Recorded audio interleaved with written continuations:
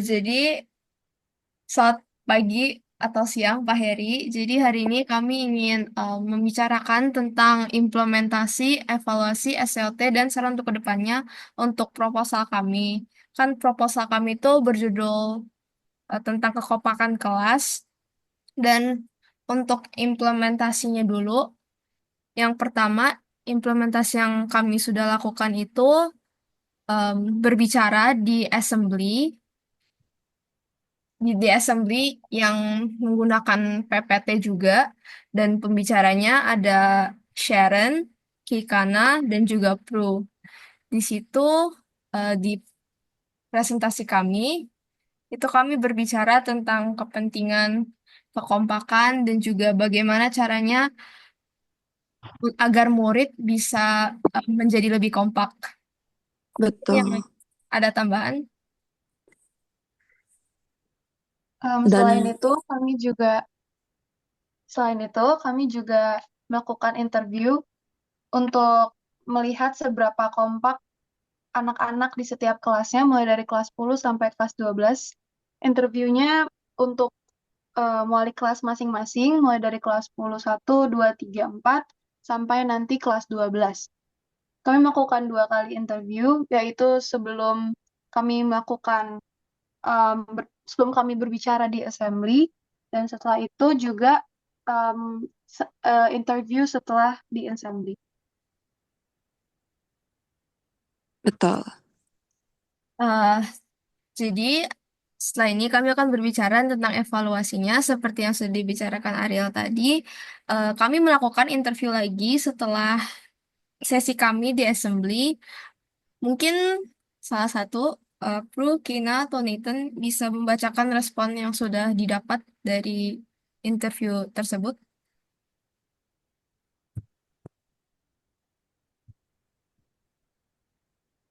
Nice. Yang Gdocs saya kasih. Sebentar. We cut this. Untuk interviewnya, kita interview 3 guru untuk 3 kelas, yaitu Pak Agus untuk kelas 10, Pak Heri untuk kelas 11, dan Bu Yani untuk kelas 12. Kita ada 4 pertanyaan untuk evaluasi kita. Itu pertanyaan pertama itu, sejauh ini apakah ada perubahan mengenai kekompakan kelas? Jawaban dari Pak Agus adalah tidak ada, tetap di komunitas masing-masing.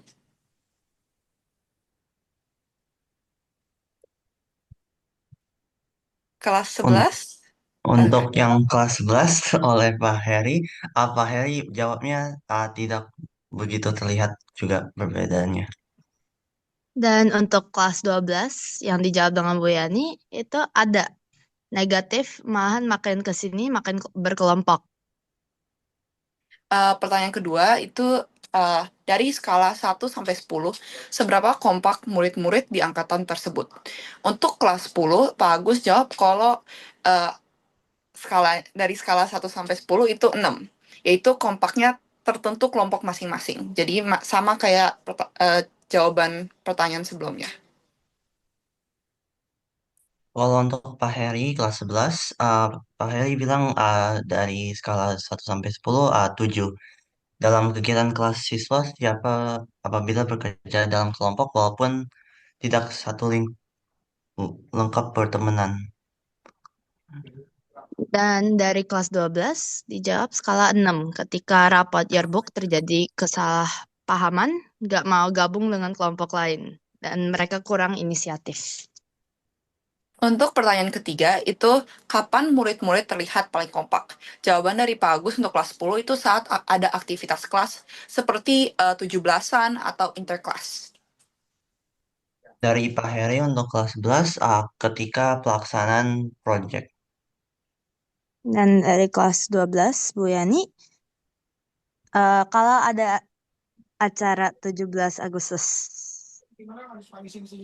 Habis itu pertanyaan terakhir itu, apakah murid-murid ada melakukan upaya untuk meningkatkan? Can I restart? Wait. Untuk pertanyaan terakhir, apakah murid-murid ada melakukan upaya untuk meningkatkan kekompakan kelas? Dari kelas 10, Pak Agus jawab sejauh ini belum ada.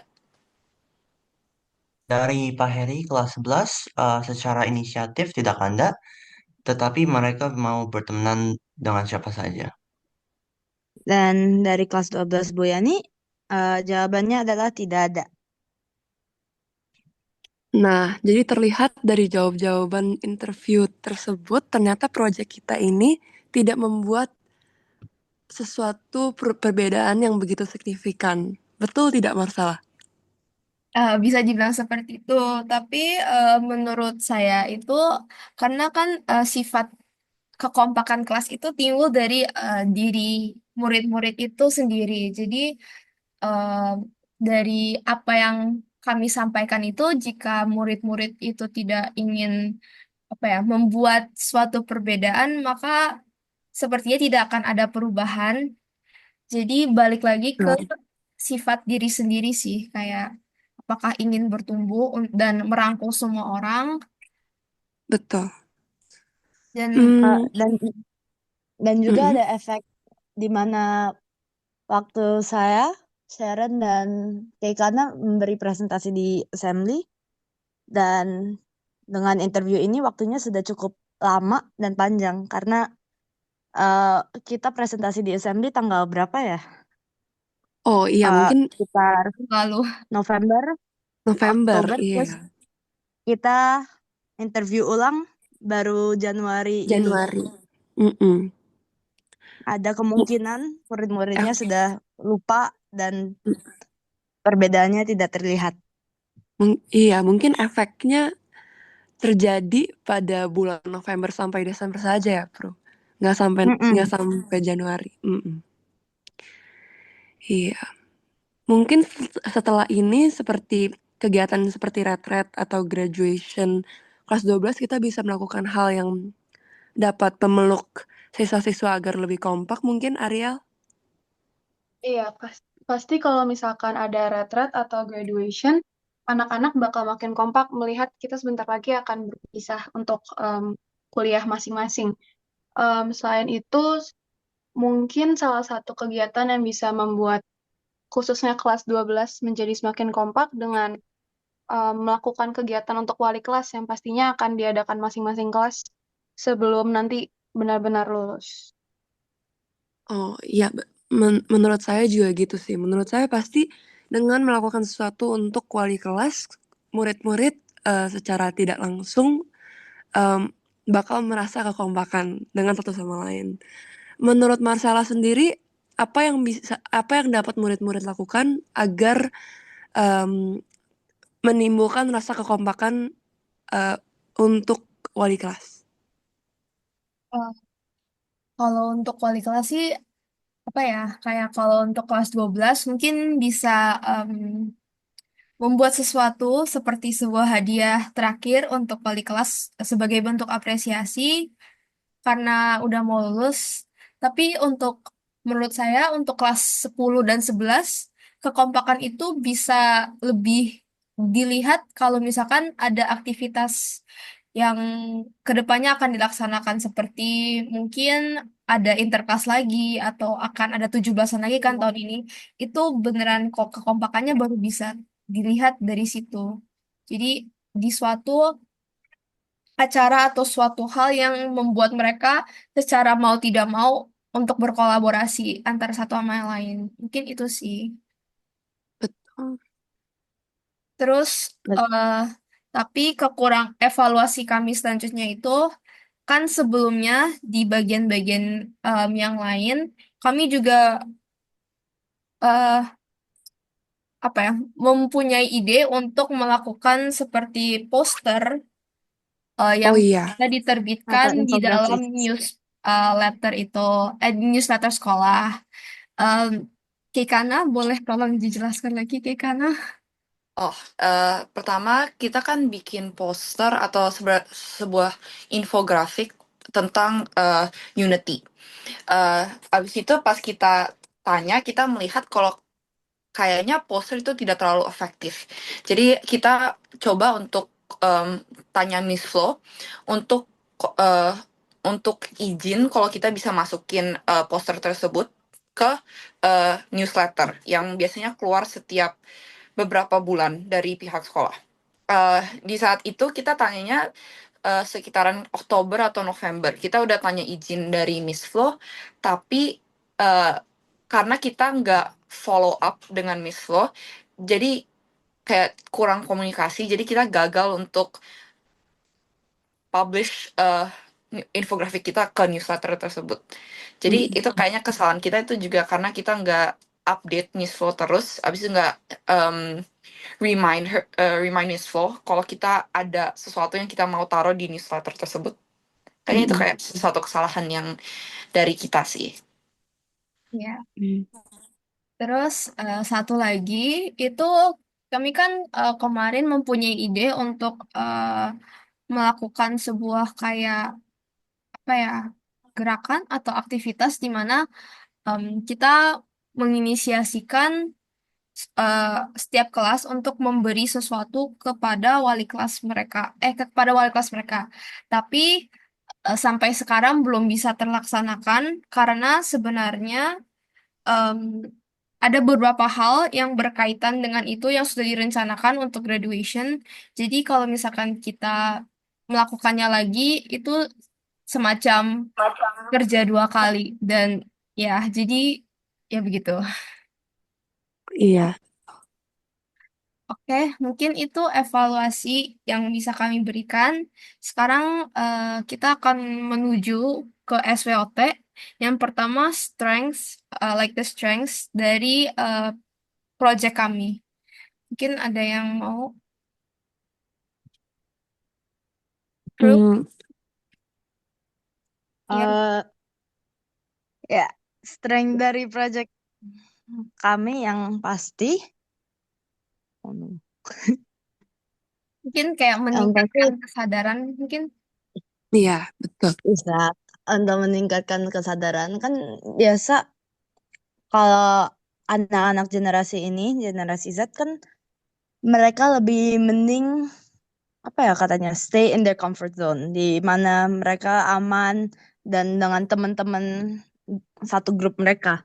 Tapi dengan project ini kami harap mereka sudah sadar dan mulai melihat di luar lingkungan mereka melihat di sekitar lingkungan lingkungan mereka di mana ada orang yang juga nggak ngobrol banyak dan mereka bisa mulai ngajak ngobrol dengan orang itu dan apalagi ya. Mungkin apa ada yang ditambahin, bro? Masih itu saja strength. Oh, oke.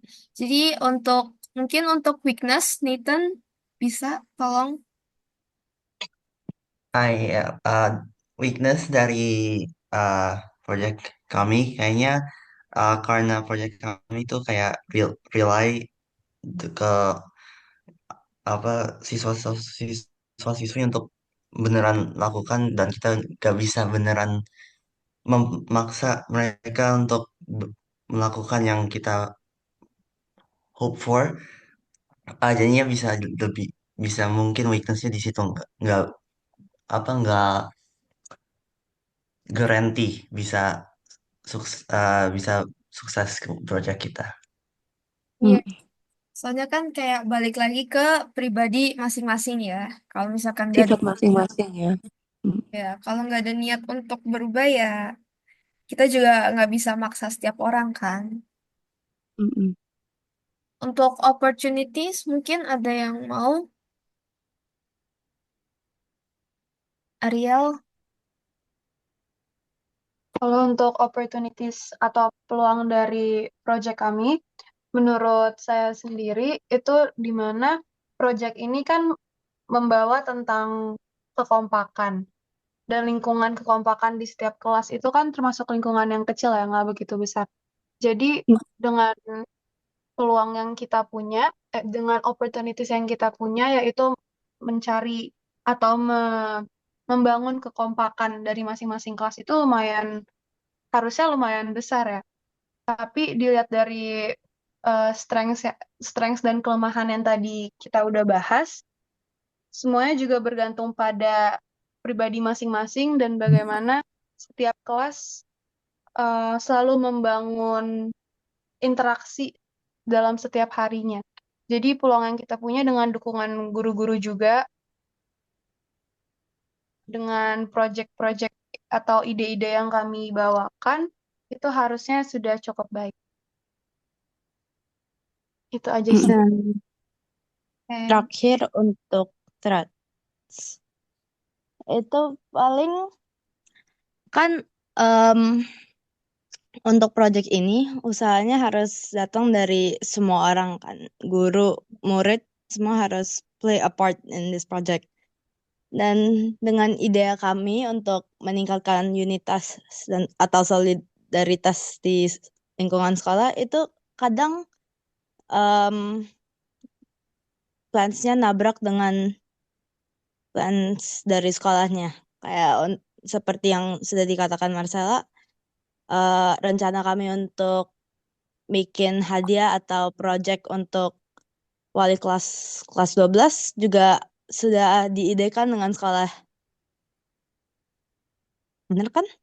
Iya.